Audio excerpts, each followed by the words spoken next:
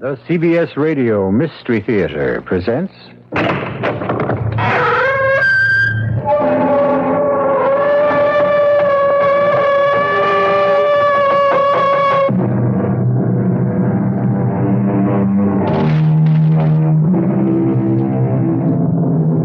Come in. Welcome. I'm E.G. Marshall.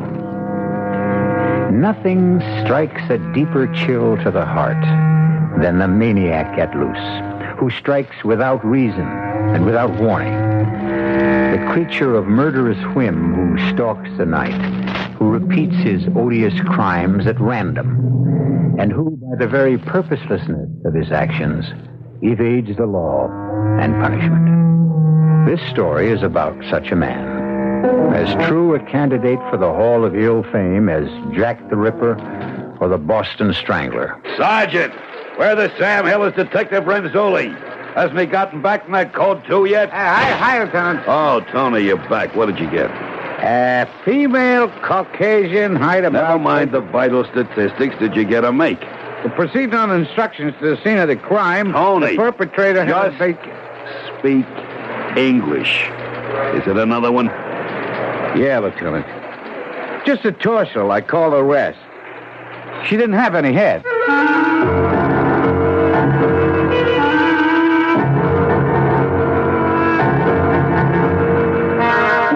Our mystery drama, The Trouble with Murder, was written especially for the Mystery Theater by Ian Martin and stars Robert Morse.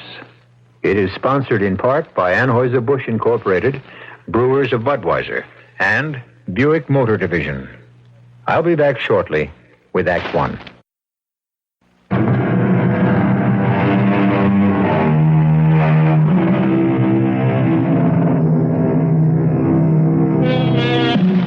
What prompts a human being to commit a senseless and savage crime? The reasons are as many and varied as the human brain is capable of conceiving.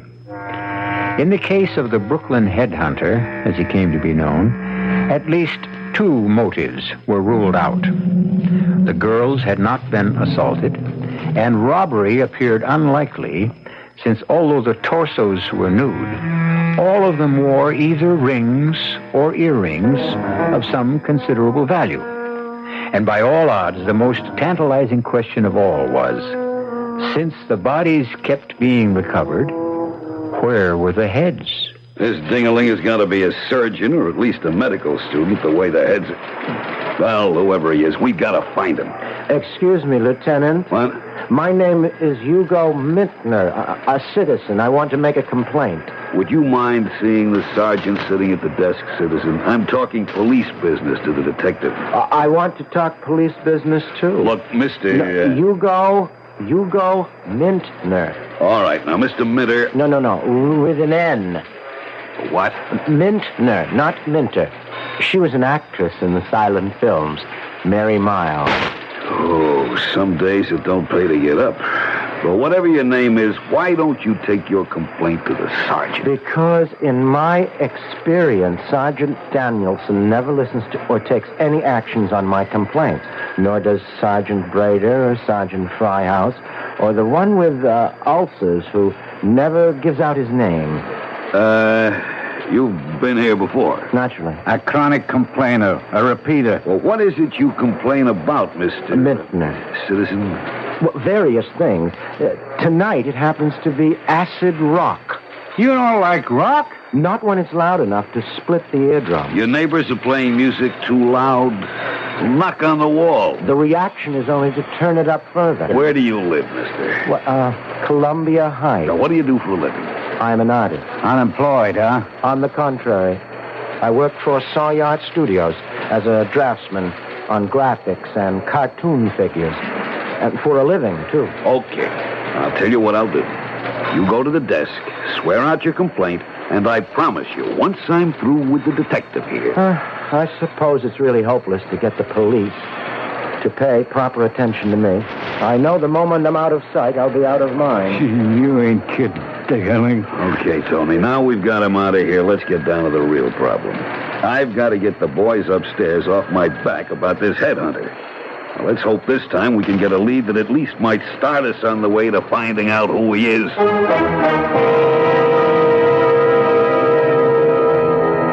That's what makes it so very difficult with the police. They just are not personally interested in my problems. It's really what started it all in the beginning. And of course, by now, it's all gotten quite out of hand. If I'd only gone to them a year ago. But you see, they never pay any attention to me. They never have. And that's what stopped me from going to the police.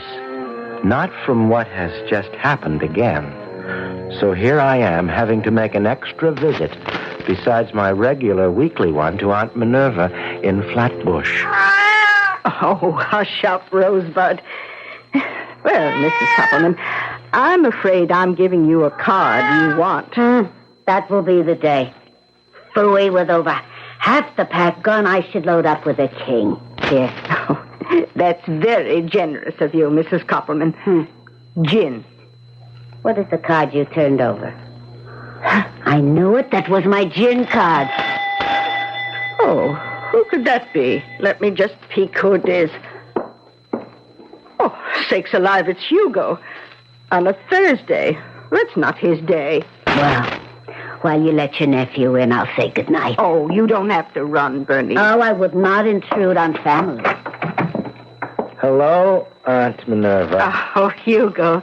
Dear boy, this is a nice surprise. How are you, Mrs. Koppelman? At my age, why complain? You brought Minnie a new pet? Not exactly. Excuse me. I did not mean to pry. But I see you carrying the box. See you tomorrow, Minnie. Of course, Bernice. Well, come in, Hugo. Thank you, Auntie. What do you have in the pet carrier box? I hate to tell you, but... Oh, dear, not again. I'm afraid so. Oh, you are so careless with pets, Hugo. There's 4 cats dead already this year. That's the way the ball bounces sometimes. I hope you're not too angry with me. Oh, of course not, you poor boy. You're so kind and gentle. That's what makes it unfortunate. You have such bad luck with pussycats. Oh, you'll want to bury this one out by the roses, too. If I may. Well, it's getting a wee bit crowded, but I'm sure you'll find a nice little spot. Well, the spade is in the lean-to, and while you're putting poor Pussy to rest, I'll brew us a little tea. Get away, you. Oh, don't scold him. He just senses the presence of one of his own departed. Oh, hush, Rosebud. What's upsetting you, you sweet boy?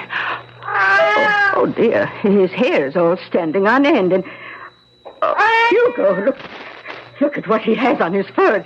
It looks like blood. It does. You see, Auntie, It's from the box. What happened to that pussycat of yours, Hugo? She had an accident. Oh, what sort of accident? To tell you the truth, she sort of lost her head. Oh, you leave your door open and your poor little cat rushes out into traffic, particularly on that busy street you live on. What do you expect? Well, dear, you'd better hurry. It's getting dark. Yes, that's what I was waiting for.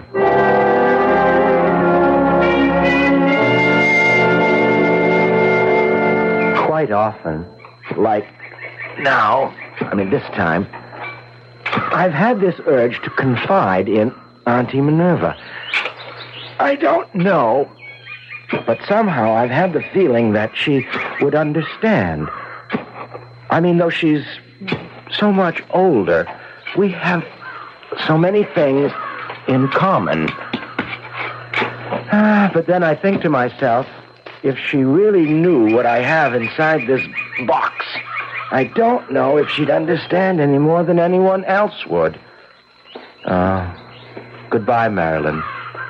You only die a little death. I will make you immortal.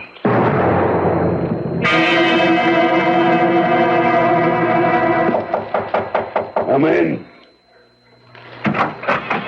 What do you got, Tony? This report of processing of fingerprints taken from the deceased in the torso. Are the prints clear? Oh, sure. Like I said, this one hadn't been in the water long enough for So her decomposition prints aren't on file anywhere. Yeah, that's right. What about identifying marks? She had a mole on the sole of her left foot and appendicitis scar. The doctor didn't sign his name by any chance. No, Lieutenant. Real neat job. So it's another dead end. Well, there's stuff to get a make on a body that hasn't got a head. Why can't we find the other end just once? What does he do with them? Where does he get rid of the heads?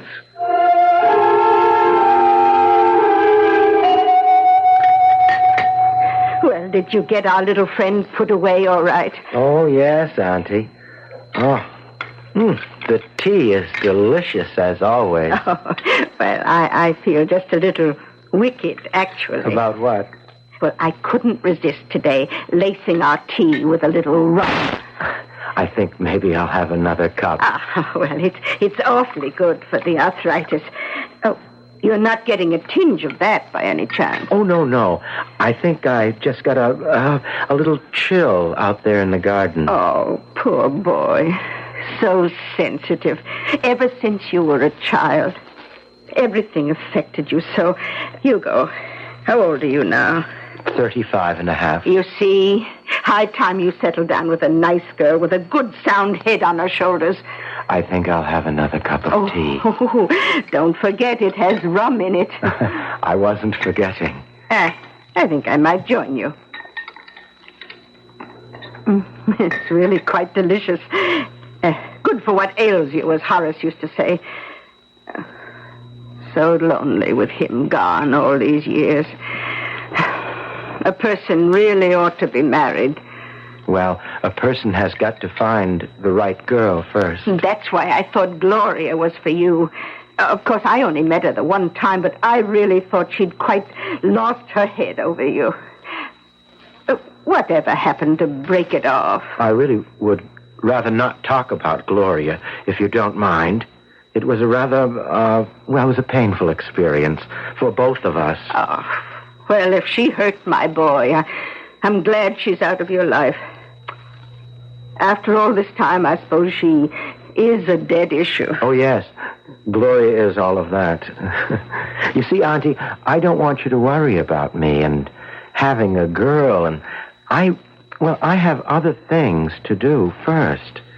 It's too soon to tell anyone, even you, but I promise you, once the secret is out, you'll be the first to know, dear Auntie.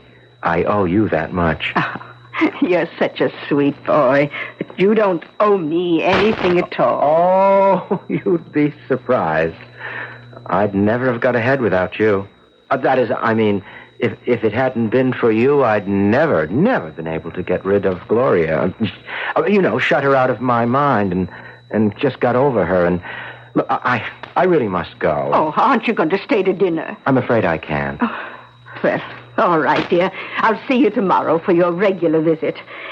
And we can have a nice long talk about Gloria and how to find a nice new girl you can lose your head over. A person really feels terrible not to be totally honest with someone like Aunt Minnie.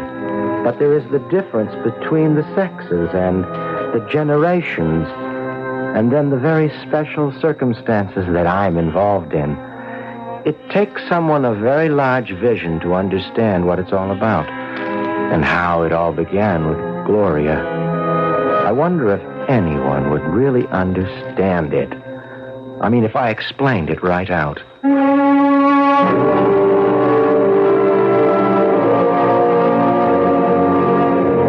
Jack the Ripper? The Boston Strangler? Could someone as inoffensive and humorless as Hugo Mintner join their august company? Are we faced with another Dr. Jekyll who can retrogress diabolically into Mr. Hyde? And is perhaps the single most important key in our private investigation the word humorless? I'll return very shortly with Act Two. And now back to Bobby Morse and Bryna Rayburn, starring in The Brooklyn Headhunter on CBS Mystery Theater.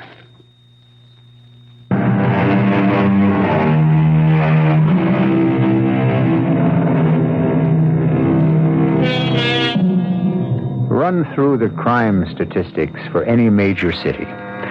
Just the sheer incidence of each crime. And you can wonder how any of them at all can be solved. The appalling weight of figures drowns the police departments, almost paralyzes them. Countrywide, some 6 million offenses. In any one of our main urban centers, an average of 40,000 for auto theft, 20,000 for robbery, over 500 for manslaughter or murder, and those are the ones reported.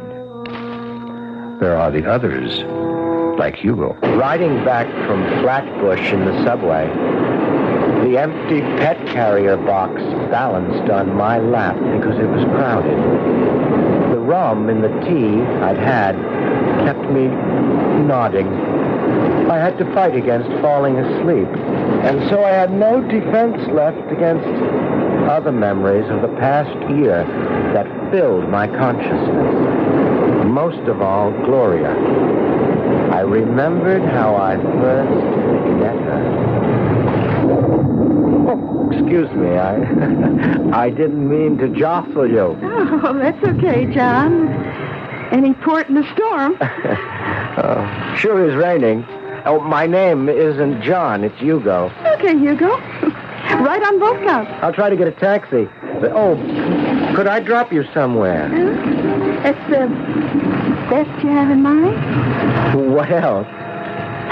Maybe you're for real. Okay, honey, you get the cab. You could drop me by my hotel.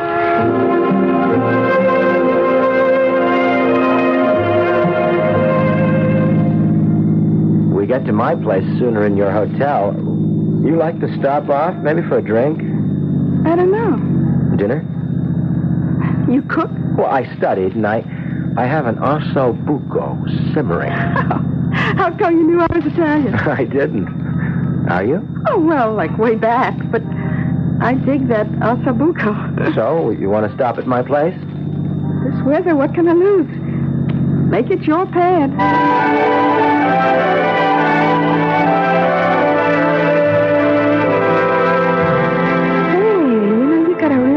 Place here? It serves. It what? I like it, too. Are you autistic or something? I beg your pardon? All them pictures on the wall. Oh. Oh, those. Well, yes. Well, those are just things I like. Someday, maybe I'll have my own to hang. Oh, here's your drink. That's a Manhattan? Rye and sweet vermouth. Yeah.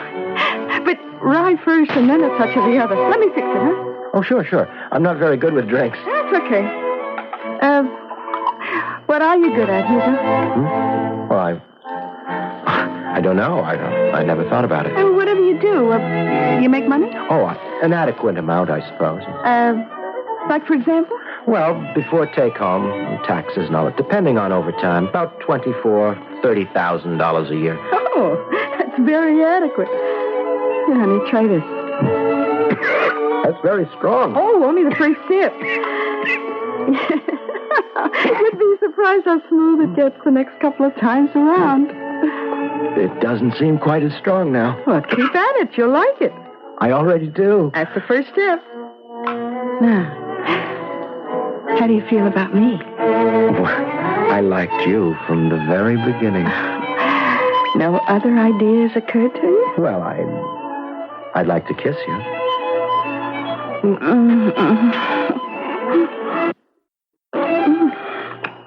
Now what?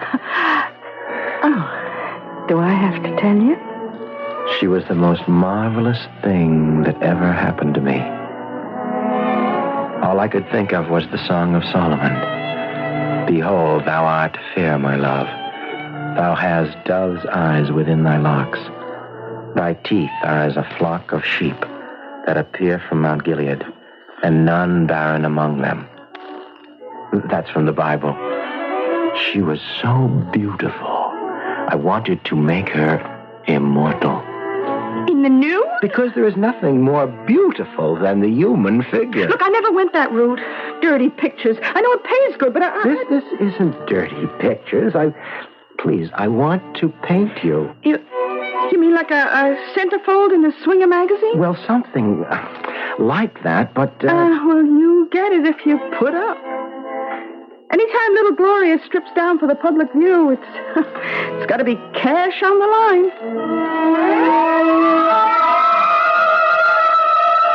I suppose I should have been warned by her attitude, but she was so beautiful that I couldn't wait to do what I'd always dreamed of doing. Capturing a real woman on canvas.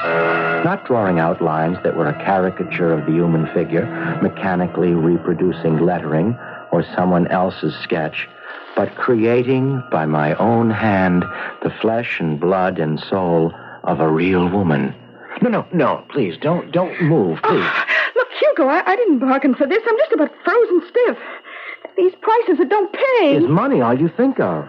Well, what else is in this for me? I am putting an image of you on canvas that will never fade. I am making you forever immortal. Oh, sure. Well, what magazine you going to sell it to? Oh, you don't understand. Can't you appreciate that this is real art? Only if you pay the fee, Buster. But you know I promised to pay. So right. Gloria, don't. So what? Don't spoil everything. Thanks a lot, Hugo, but there just isn't enough in it for me. How much do you want? I've tried to pay you as much as I can. You're kind of cute, you know? But you just don't reach where it's at. You couldn't hope to match in a week what I rake in an average night. You mean, you're a professional? Well, you're the first one ever registered a complaint. You can't do that to me. Oh, don't be silly. I made you something special. A goddess. I mean, that's the way that I painted you. Look, you want to think it's good? Okay. By me, I ain't all that hippie. And you could at least leave the bags out under my eyes. You don't appreciate real art. I think it's lousy. I tried to make you the most beautiful woman since the world began. Well, suit yourself. Just don't try to merchandise it. Unless I share in the proceeds. What are you talking about? Oh, look, Hugo, you hired yourself a pro. Any use you make of my body, you pay just like my regular job. I can't believe what you're saying. Well, you better believe it. But I love you. That's your problem. You mean you don't return my love? It's all in the open. You just have to be kidding. The only return involved here is what I get paid if you make a big sale. I can't believe what I'm hearing. Well, you better, Hugo. You made your bed. Except I don't have to lie in it. Well, what's your way out? I don't want to reach for it, but I won't let you walk out on me. Well, how could you stop me? Like this? No! Wait, you got... I don't want to! I don't want to! But what else can I do? Gloria? Gloria? Oh, my God! I've killed her. I didn't mean it to happen this way. The madness that came over me was terribly sudden. Without control, my hands had spanned her throat, and she was dead. In that moment, the incredible was born. It had its own inexorable logic. The body was unclothed, and even if discovered, would be hard to identify. But the head was the problem. I was grateful for all my anatomy classes. A relatively simple problem. Over the bathtub. A complex circumferential cut, then a simple excision between the cervical and thoracic vertebrae. The body, out my overhanging window, in the dark before midnight, into the Hudson's receding tide. The severed head into the cat carrier box, the first foreign corpse to grace my Aunt Minerva's private pet cemetery. Even after the rest of Gloria was gone for good, and I filled up the hole. I was shaking like a leaf. I could scarcely finish up and smooth the earth as I gave it the last little pat. I found myself saying a little eulogy. Forgive me, Gloria. I didn't mean to do it. But at least I saved you from a life of sin. Poor Aunt Minerva. She was so concerned about me that she had something very special waiting for me when I got back to the house. A nice glass of dandelion wine. Sip it slowly, Hugo. Yes, Auntie. Oh, you mustn't take on so. Poor gentle boy. All pussycats have to die sooner or later. Oh, what did you say she died of? She had some throat trouble. What did the veterinarian say it was? Oh, she died before I could get her to the vet. I'll bet it was a hairball. Yes. It can happen, you know, when you're not around. Awful thing is, probably the poor little darling just got strangled to death. I guess you might say that's exactly what happened. During the 3 or 4 days I convalesced at my apartment, trying to shake the shakes, I'd sit long hours looking at my portrait of Gloria. It was the first oil I'd ever painted. More and more I became obsessed with incredible truth. I had lifted this girl from the filth and squalor of her professional life and given her an eternal life on canvas in which she would be forever beautiful and good. I had actually done her a favor.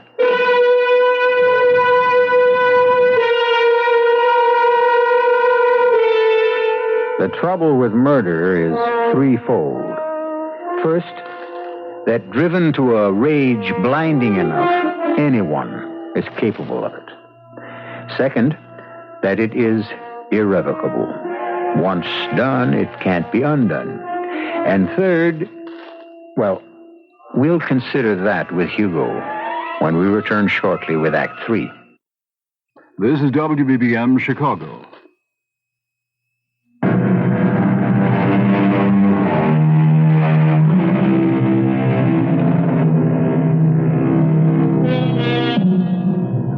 Where were we? Oh, yes. The third trouble with murder. One that Hugo will discover for himself as our tale continues. The fact that having once committed it and gotten away with it, it becomes easier to do it again. It's like learning to play a tune on the piano, save for one thing. Practice doesn't always make perfect. If only he could have let well enough alone. So, how come the favorite nephew is not making his usual visit the past 2 weeks, Minerva? Oh, he isn't my favorite. He's my only. Well, to tell you the truth... Pick up the cards. I'm afraid he's been through an unfortunate love affair. You mean his cat dying like that? Oh, that upset him, of course. He's a very sensitive boy. But I'm afraid it's more than that. My trick. So I will melt. Marriage in diamonds. Marriage. I think that's just what Hugo had in mind. But apparently she jilted him. So maybe they're both lucky. Ask me. Marriage. It could be a fate worse than death. Are you sure she's out of the picture? Oh, yes. Hugo said she just disappeared into thin air.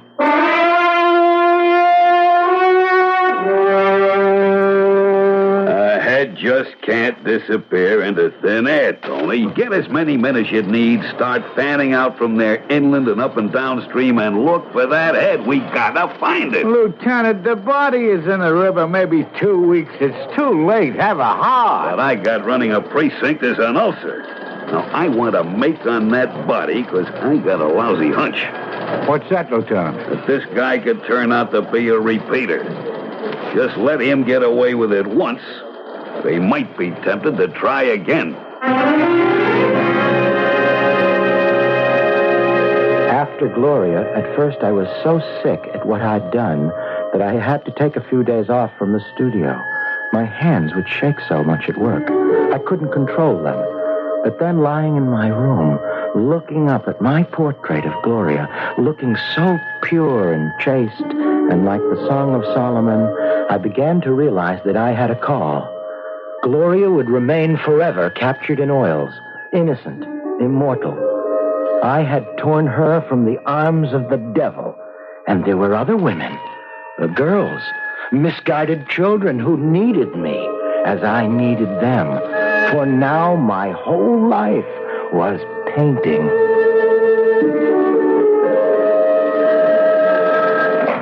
Lieutenant Flagg. What? Another one?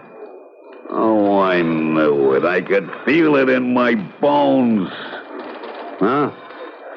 No identification. Figures. This guy's a regular Bluebeard.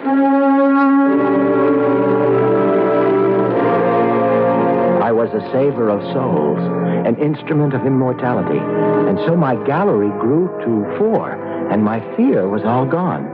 It was all for their sakes. My lovely, purified girls who smiled down on me from the walls, and whose remains floated in the river and fertilized my beloved Auntie's roses. Come in. Hey, you was looking for me, Lieutenant? Come in and close the door. Yes, sir. What's the action, Lieutenant? I've been looking over the file on the Brooklyn headhunter. I don't like the going over we're getting from the press, especially after the last torso turned up. Well, how are you going to distinguish the perpetrator when we are unable to uncover the identification of the victims due to the decapitations? You should have been an actor. Now, look. Sergeant Harkins is having Central File pull the dope on every missing dame in the last year that's anywhere near the age and weight of this last torso we fished out. We struck out on the first 3, but we've got a slim chance of getting a make on the 4th. Yeah? The mole on her foot and that appendix scar.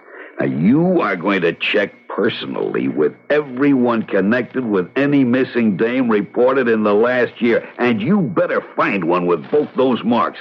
I want this case closed before another one turns up.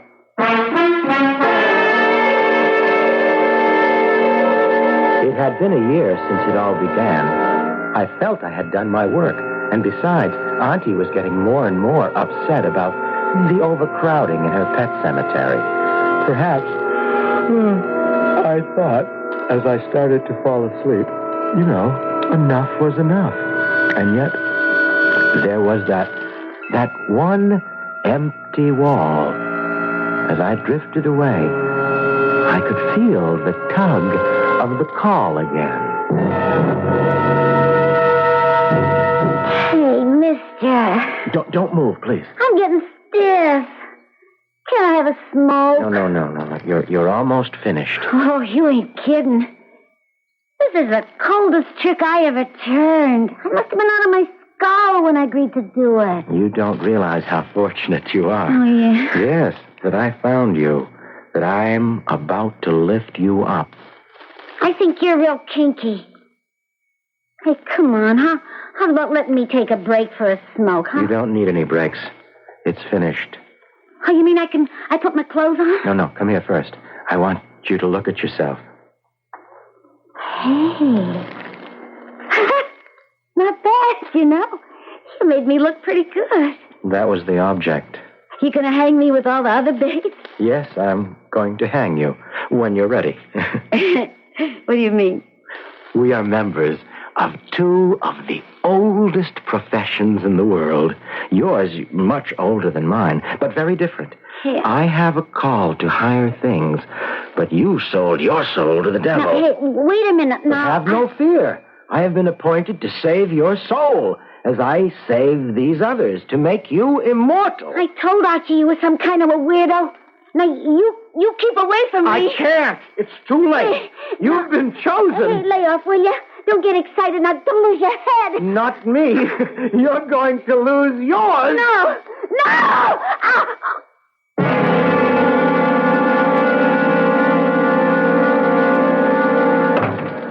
This time, Lieutenant, we got him. Got who? The perpetrator, the headhunter, the guy... Okay, I know who you're talking about. Now, what do you mean? Well, the body we pulled out this morning, we got a fingerprint match. Here she is. Name's Flossie Henderson. She's a prossy.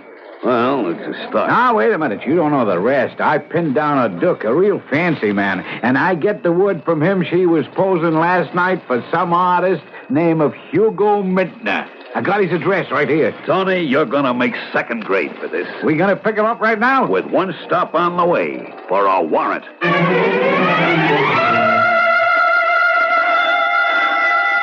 Just a minute, I'm coming. Oh, who is it? It's Hugo, Auntie. Oh, goodness me. So early in the week. Just a minute, dear. Well, I'm sorry to keep you waiting, dear, but one can't be too careful these days about opening... Oh, dear me, not another one, Hugo. I'm afraid so, Auntie. But you just buried the... Oh, look out for Rosebud. Close the door before he gets... Oh, my, he's gone. Hugo, you'll just have to go after him and catch him. But, Auntie, I can't... If you expect me to help take care of your pet, you'll have to help me with mine.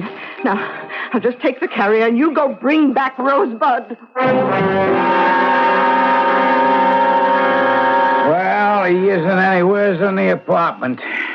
He's taking a powder for sure. Oh, no. We can't be this close and let him get away. And you learn anything more from the super? No, but this is our man, all right. Look. Hey, yeah. How about those chicks, huh? Concentrate on the faces. The one where the paint's still wet, that's Flossie, all right. Yeah. And I recognize at least two of the others from photos in the file. Real lifelike, ain't they? On the canvas, maybe. They were dead enough when we hauled them out of the river. Hello, headquarters, Lieutenant Flagg, 43rd Precinct. I want an APB on the wire immediately for a Hugo Mintner. Male, Caucasian, height 5'6", slight build, mouse brown hair, blue eyes, weight 150.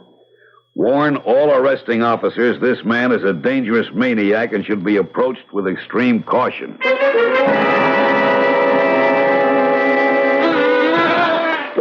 You ought to get rid of that cat. He's dangerous, Auntie. He bit me. I'm not surprised under the circumstances. What circumstances? I am very displeased with you, Hugo. I might even say shocked. While you were gone, I looked into this. Oh. You shouldn't have done that. Oh, nonsense. It's my cat carrier that I lent you. But certainly not for transporting foreign objects. And worse still, to think that you planted them in my rose garden. You shouldn't have looked into it. Now I'm going to have to kill you. Oh, nonsense. There's been quite enough of that already. Well, what am I going to do? We are going to sit down and have a nice long talk so that I can find out what this is all about.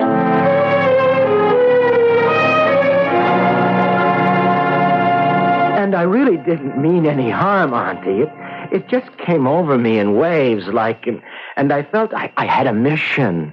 I had a call to save these women from themselves, to lift them up and wash them clean, make sure they would be saved forever from the burning fires of hell. Oh, so sensitive. You always were.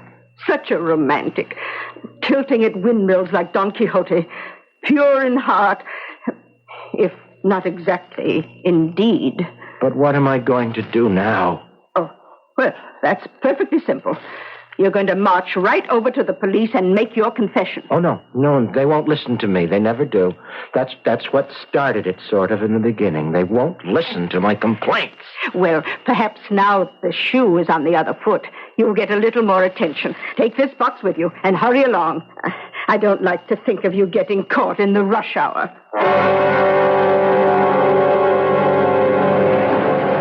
Without a picture, there isn't much hope for the APB, but with the apartment staked out, Well, look who's here.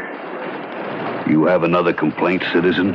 Well, not exactly. Do me a more... favor. Don't burden me. I got a lot on my mind. So have I.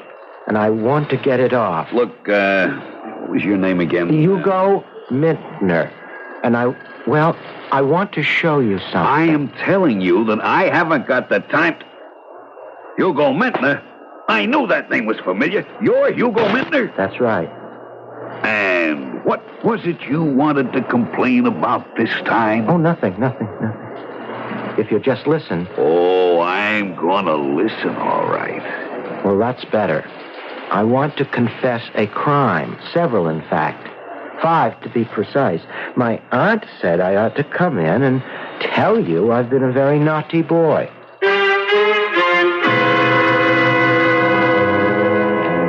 I'm really quite happy here. The food is passable, and they leave me alone, which I like.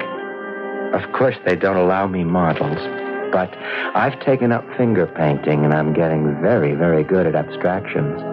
The only thing I really miss is my Friday visits to Aunt Minerva.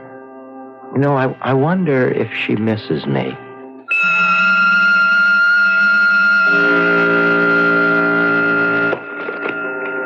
I got the cards, Minerva. In a minute, Bernice. What are you looking at out the window? Nothing, really. It's Hugo. You miss him? Just on Fridays. How is it with him up on that farm there? He seems quite happy. He writes very sweet letters. That's nice. Well, let's play. Now, what are you staring at? Oh, I was just looking at your rose garden. God forbid I should mention it, but I never saw roses more beautiful. You don't suppose... Bernice, shut up and deal.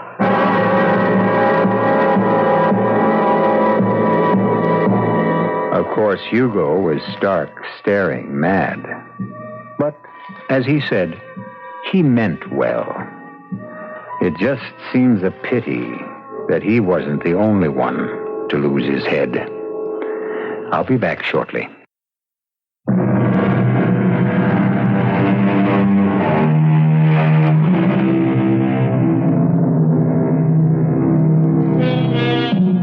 Hugo's portraits, while of dubious artistic value, due to the unavoidable publicity over the case, fetched an amazing price at auction.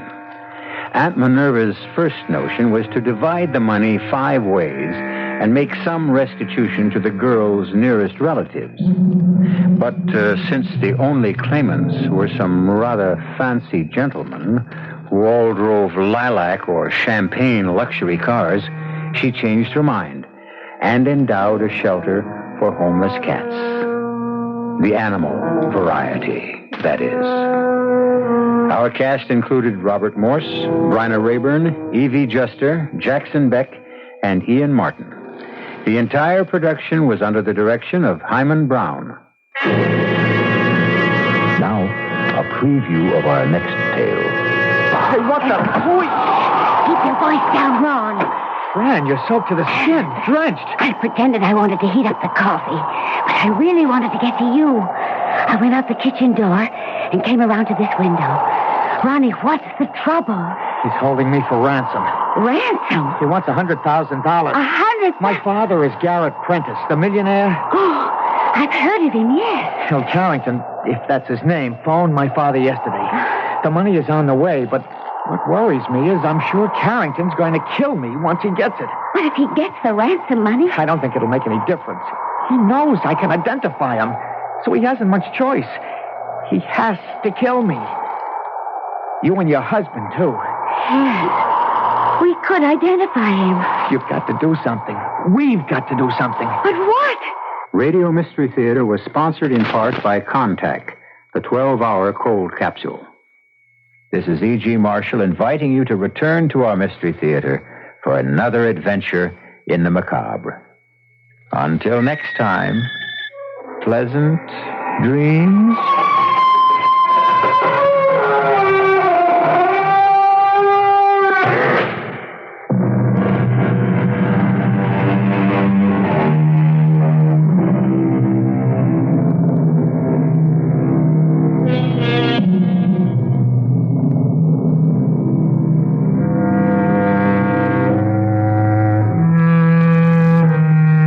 CBS News is next on WBBM Chicago.